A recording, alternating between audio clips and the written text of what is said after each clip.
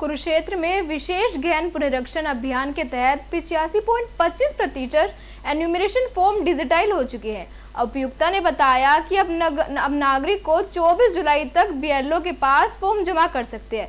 इसके बाद 31 जुलाई को ड्राफ्ट मतदाता सूची प्रकाशित की जाएगी।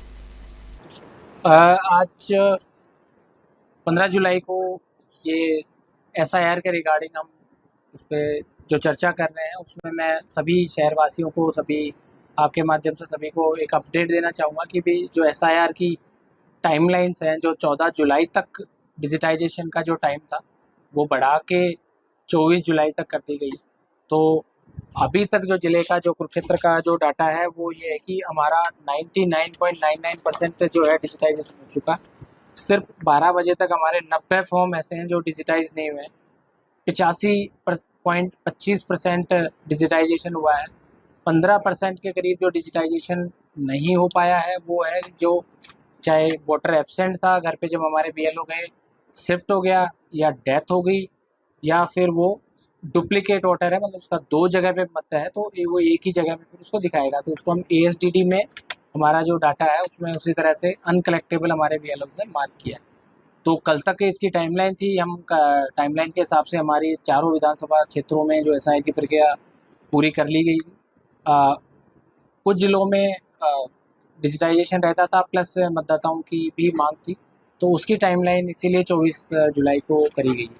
तो अभी जो विधानसभा क्षेत्र वाइज जो हमारा 25, मैंने जैसे बताया 85.25% डिजिटाइजेशन हमारा हो गया था 7,83,831 मतदाताओं में से।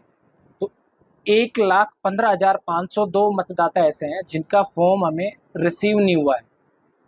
तो 1,15,502 फॉर्म्स को हमने अब जो ये 24 जुलाई तक का हमें समय है, जो हमें अभी एब्सेंट शिफ्ट जो डेथ कैटेगरी है जिनका फैमिली ने भी तस्दीक कर दिया वो तो डिलीट ही हो जाएगा।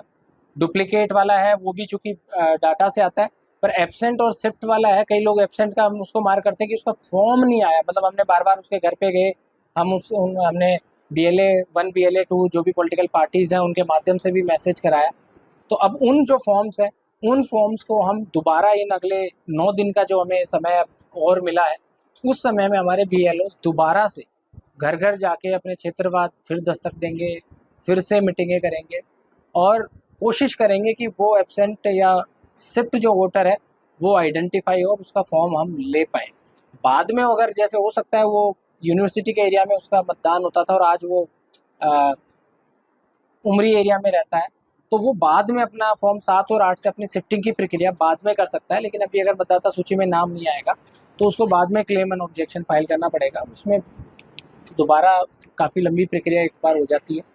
तो अभी सभी से मेरा आपके माध्यम से अनुरोध ये है कि जो ASDD कैटेगरी में जिन्होंने हम ढूंढ नहीं पाए या जिनके फैमिली के चाहे कारणवश किसी कार्यवश वो बाहर थे, तो वो इस समय का सदुपयोग करते हुए हमारे BLO को आपका फॉर्म दें। आप ECI नेट ऐप के माध्यम से BLO को कॉल भी बुक कर सकते हैं, BLO आपको कॉल करेगा।